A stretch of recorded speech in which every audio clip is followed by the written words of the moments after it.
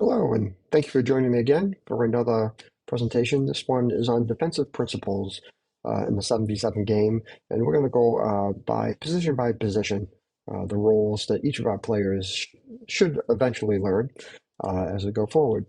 So, in the most balanced games, your team's only going to have the ball half the time. So, what you do without it when you're out of possession is just as important as what you're going to do with it. The game cycle that's always happening, the attack, transition to defense. When we lose it, then we're defending, then we win the ball, we transition to attack, is never ending.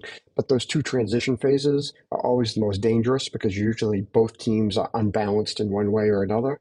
And so understanding each of the players' roles and they understanding their roles can help them to make that transition quicker to the defend phase so that they get out of the unbalanced situation as fast as they can. So let's start right at the very back. The goalkeeper, obviously, their primary job is to protect the net and save the ball. But their primary strength is they're always facing the play and can see the whole field. So using their eyes needs to be turned into using their mouths to use words and commands to direct the defenders around them. It's a really powerful skill for a young keeper to learn and have the confidence to do because it just solidifies what's going on in front of them. They almost act as another coach on the field because they can see what's going on in front of them while the other defenders are chasing players and chasing the ball and having a hard time keeping awareness of the big picture. More importantly, as well, is when the ball is further away, keepers must be brave enough to learn that they need to get off their line, move up and out of their box, and assume the role of a sweeper behind the center backs. It's a really important job in the modern game, and it can be used even at the youngest levels at 7v7. So here we are. Here's our keeper, obviously. Um, and again, because they can see the whole play, they can give out those commands to players and really keep them informed as to what's happening in front of them, behind them, wherever they can't see. So that's really a strong positional role that the keeper must have the ability to use and really confidence to tell his teammates what's happening and what to do. As the play moves up the field, they need to start moving up the field as well, providing support and cover for the center backs here in case the ball gets turned over. As you can see here, as the ball is really moved up, again, they really need to get up and out of their box and act as the sweeper. They're here protecting this area so that if a long clearance or bouncing ball gets past the center backs, they have a short run up running towards the opposition net where they can clear that ball going forward, running directly at it. Here, if they take a poor starting position, now this opposition center back has the advantage running against our center back who has to turn and go after this ball. There's no chance that they reach this ball before the opposing striker reaches that ball. So that's why it's important to have a good starting position when the ball is up front and act as that sweeper behind the field. Obviously, a strong connection between the goalkeeper and the two center backs, the 4 and 5, is really an important aspect for having a good team defense. And being the eyes for the team and relaying that information to everybody is an additional source of information that is vital to players to shore up your defense. All right, we're moving on to the role of the 4 and the 5, the center backs. And obviously, their primary job is to protect the net and the goalkeeper, the front of the net. They are crucial for supporting the attack, but they're always being prepared for the worst. They're always being prepared for the transition to defense. And conversely, because a lot of times they're making those tackles, they're often the reason for the start of the transition of attack. So they have a funny role. Too many people just consider them just defenders. They just want them to sit back. But if you ignore the fact that they are usually the reason or one of the reasons that they are transitioning to attack, you're limiting your thought process. They work as a pair. Having a good center back pair or a good combination of players that can work together is really important. But obviously, they have a key relationship with the goalkeeper and also the center midfield, as you'll see as we go forward. So here are our two center backs, 4 and 5. And it's important for your center backs not to get lost on the field. And one way to do that is to use visual cues to help themselves reference themselves and orient themselves on the field wherever they are. They're facing forward. They can't necessarily see their goal and their 6 yard box and 18-yard box, but by looking up the field through the center circle and looking at the opposition goal and the opposition six, they get a sense of where that dangerous center channel is because this is their key marker. Their job is to keep play out of this area along with number 8. In addition, the space between the center channel and the wide channel, called the half spaces, if you've seen my other presentation on how to divide up the field, this area here is an important space for them to be able to slide into. But notice they're working as a pair. When this 5 is slid over to the half space, the 4 has now come over to occupy this area centrally. It is important to make sure that you don't overcommit. There are options and times where the 5 or the 4 is going to have to go out wide, and we'll talk about what can happen and can help protect that later on. But it is important to maintain that spacing between your 4 and your 5 so that they provide each other support. If the 4 doesn't slide and stays way over here, we have a big gap. As you can see here, the 5 is overcommitted. They've had to come out here, and their supporting players haven't come into play, which now either leaves a huge gap between the 4 and the 5 and isolates this player, where now they could easily be isolated into a 2v1, or even this one player here if other attackers were moved into this area. So that's why it's really important for them to have that positional awareness of where they are, to have awareness of where their other teammates are and either call for help or make the decision when they need to break the rules, basically. As the play moves up, the 4 and the 5 also have to move up because they need to maintain support for the ball as it goes forward and offering a passing option. The keeper obviously here is also moved up.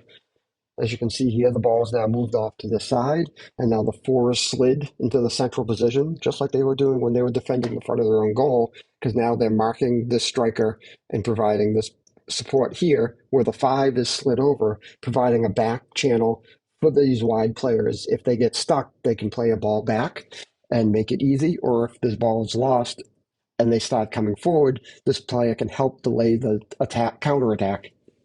They're also usually slightly staggered. You almost never see them in a straight line because you really want one ready to drop and one ready to step forward, especially if they're around the center area. As you can see, as the ball slides to the other side of the field, now the 5 is slid into this central zone and the 4 is now pressed up. Don't be afraid to cross this halfway zone. This is the mark for offside, and so they don't want to leave a striker standing behind them on this side of the field, but if the opposition striker is pushed forward, they should feel free to push forward as well, because it just provides more options for the attack and makes it more difficult for the other team to get out if they win the ball. As you can see here, they have key relationships, especially with each other and the goalkeeper, but also the number 8, because this triangle here is what constitutes the core on the field as we go forward. This 8 here can provide a screen, but also can replace, as you'll see in the next slides. All right, now let's talk about our wide midfielders, the 7, the 11. Their primary job is to mark their opposite winger and protect the wide areas. It is physically demanding. They're running up and down the wing. It's a hard, difficult job. So make sure to manage your substitutions to maintain their effectiveness, because they will get tired or faster than just about anybody else on the field if they're playing the way they're supposed to. Because their primary job is to mark their opposite winger, being strong as a 1v1 defender is an important skill to learn, as they will be isolated out there much of the time marking that one player. They don't really have a partner per se like some of the other positions do. In defense, the 7, the 11 will first tuck in or pull towards the center of the field, mostly into the half spaces, to congest the center of the field, forcing play wide, but then they're ready to provide that pressure out wide once it gets out there. And as we said, they work mostly solo, but they have relationship with the center back on their side and the number 8. So here's our 7 and 11. They're tucked in from their usual attacking formation positions. Many times we're always telling our 7-11s to get on the paint, but that's when we have the ball. When we don't have the ball, we're looking for them to get in here to make a good wall to force play to the outside. Again, they can use these visual cues to find the position on the field when they're looking up the field, finding the edge of the 18 to know the mark between the outer channel and the half space. By tucking in into this half space, it denies this central part of the field as the player is attacking, forcing the ball out to the wide channel. Once the ball's out wide, now that player can slide out, defend 1v1, and use the sideline as an extra defender to limit the space of the attacker. They know that the attacker can't go any further without giving up possession, so that you can learn to use that sideline as almost another defender in the game.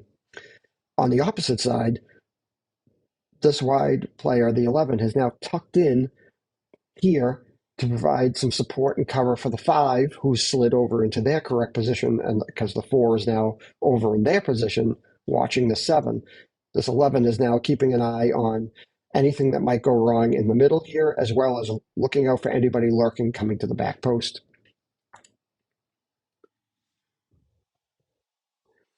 If the 5 gets pulled out of position, the 11 can then tuck right into this spot and take over this position, helping to support this player. Perhaps the 11 was late getting back or got beat on the play. The 5 stepped out. The 11 can now fill in that space to make sure that they take care of any that gap between the 4 and the 5, which is what we don't want to have. In the attack, having contact with their opposite winger just really limits what can happen when the other team tries to break out. What's called the counter press or gegenpress is when you try, after you've lost the ball in your opposition's half, to try to win the ball as soon as you can. So you can see here, this 7 is marked this player, this 9 is here pressing on this 4, and this 11 has left their wide player to come in and provide some pressure on this midfielder. Now, it is important that this player doesn't just run willy-nilly in here, because if other players aren't close to their markers and they have a free play out, it can be very easy for this ball to get in behind, and now this player has a free run at goal. So it is important for your wingers to really be able to scan the field, see what's going on, and recognize when it's advantageous to come in and provide that extra pressure to try and win that ball back because other players on their team are close to the ball and try to put pressure on it, versus when the ball's lost, there's no pressure on the ball, and the ball player has plenty of time and space to pick their heads up and take a look and make a pass. So again, they have relationships with the center back on their side, as well as the 8, and can be in support of either at both the same time or one at a time. Again, you can see now we form another triangle between the 3 players on either side, another strong formation. Okay, role of the 9 or the striker. Not often thought of as having defensive role, but they actually do. Their primary job is to screen and pressure the opposition center backs. It's mentally demanding because they have to maintain awareness and movement without the ball for long periods, but yet still be ready to transition to attack, their primary job. They're preventing the opposition center backs from providing an outlet for deeper attackers, but they also must be ready to receive that ball that is won by teammates, so their movement's really important. When they're up the field in the opposition half, they are often the trigger for the rest of the team to counterpress because they are the ones that are to apply pressure immediately if the ball is lost. So they need to be aware of their other teammates' positions because otherwise they're just going to chase the ball with no real effect. So if they're all by themselves and the rest of their team hasn't made it up the field, it's not necessarily in their best interest to go chasing the ball all over the opposition side of the field. They work mostly solo, but they do have some relationships with the wide 7 and 11 and the number 8. So here's a lonely striker up here. As the play is moved into his defensive half, you can see the 9 is slid over for 2 reasons. One is if the ball's won, they're close to the ball to receive it. But 2, they're providing pressure on this center back, making it difficult for this winger, if they get stopped in their forward attack, to turn around and just make a simple play back to the 4. As the ball slides from side to side, the 9 has to move from side to side across the field. They can't just stand in the middle, and that's an important skill for young players to learn. Additionally, they can't be drawn in down low to the field just because the ball is now down low. It's very difficult for young players to just stand pat, but again, their job is really to screen the center back to make sure that that player cannot get the ball, as well as being high enough up the field that if the 11 wins this ball, they have some place to clear it to a teammate who can hold on to it for maybe a few seconds while the rest of the team gets up and out and then moves on to the attack. When it's in the opposition half, they are the primary presser if the ball is lost, or from a dead ball, meaning from a restart, like a goal kick, throw in this half. Their job is really to provide pressure to that ball. So if the 4 wins that ball, the 9's going to come in and try and put immediate pressure to hopefully win the ball in this area. In addition, they need to be kind of clever with their runs. Instead of running straight at this player, by taking this curved run, it now takes away the option for this 4 to make a simple pass across away from pressure to the 5 because they've cut into that lane. If they had taken a diagonal straight at 4, it could be very easy for this player to just turn around, play back to their keeper, or play back to their 5 and get out of the pressure.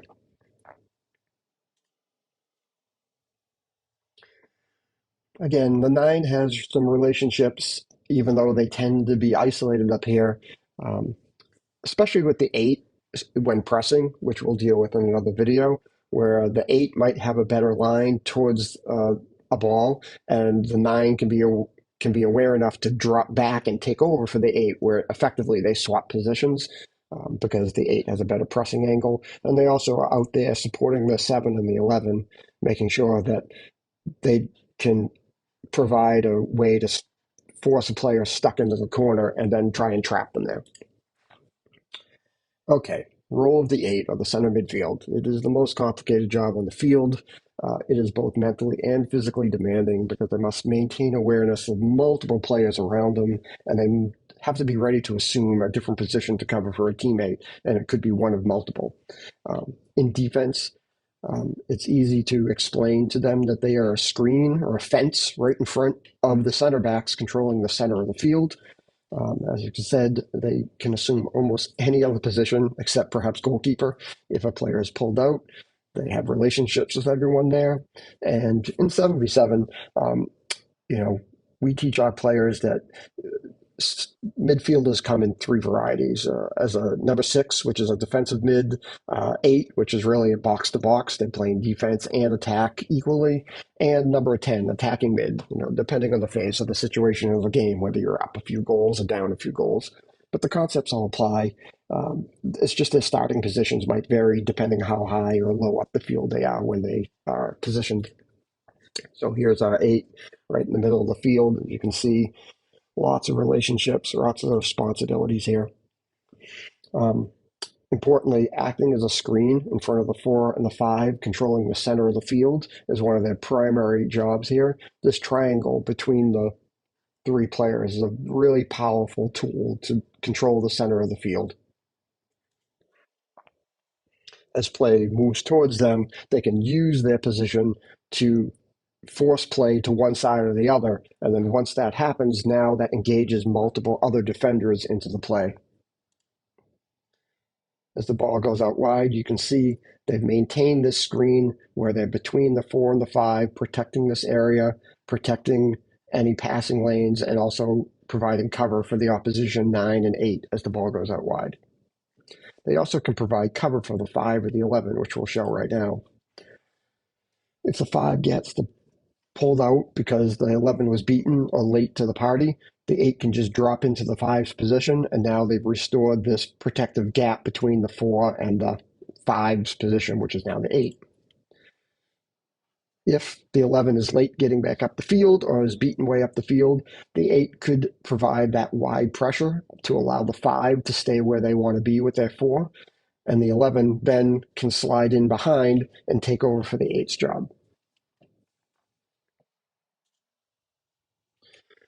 Up the field, in support of the attack, much of the time they're behind the ball, as the 7, the 9, the 11 tend to be the point of the spear as it goes forward. But also that means they're in an excellent position to cover space and slow or stop a counterattack because they can step in to take over if a ball gets lost.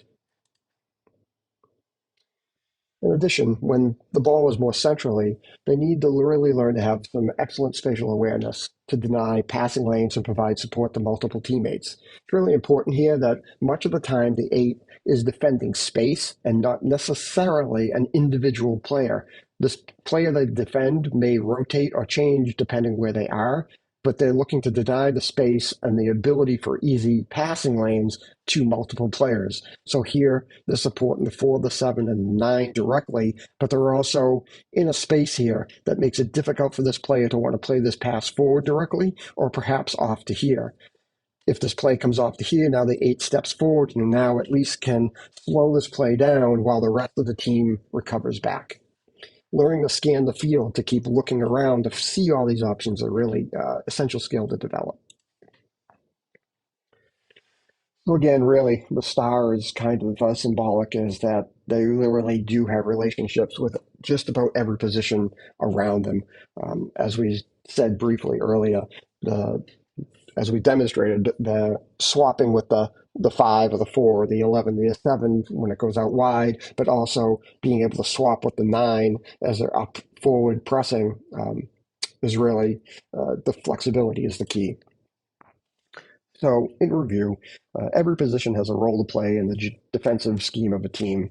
And while this presentation focuses on 7B7, the basic concepts are easily scaled all the way to 11B11, whether they're wide players, central players, strikers, defenders, center backs, doesn't matter. The same positional roles happen no matter what formation is going on. And, you know, really, it's important to develop the understanding of each role in your players systematically. Use the whiteboard, use cones on the field, use small sided games and controlled scrimmages so that you can work on those structures and responsibilities and get them to understand where they are in the field, why they're there, and what they're doing when they're doing it. And all the roles, as you saw, if you noticed on all of them, really combined to achieve the goal of making the field small on defense, being compact in front of the ball to make it hard for the opposition to play through your players and into the center of the field, as we said, the danger zone. I know this was a long one. I really appreciate you sticking around with it. And I hope this can help, even breaking this piece up into sections and giving it out to your players as a small chapter for each one might be a great way to help them understand the bigger picture. Thanks.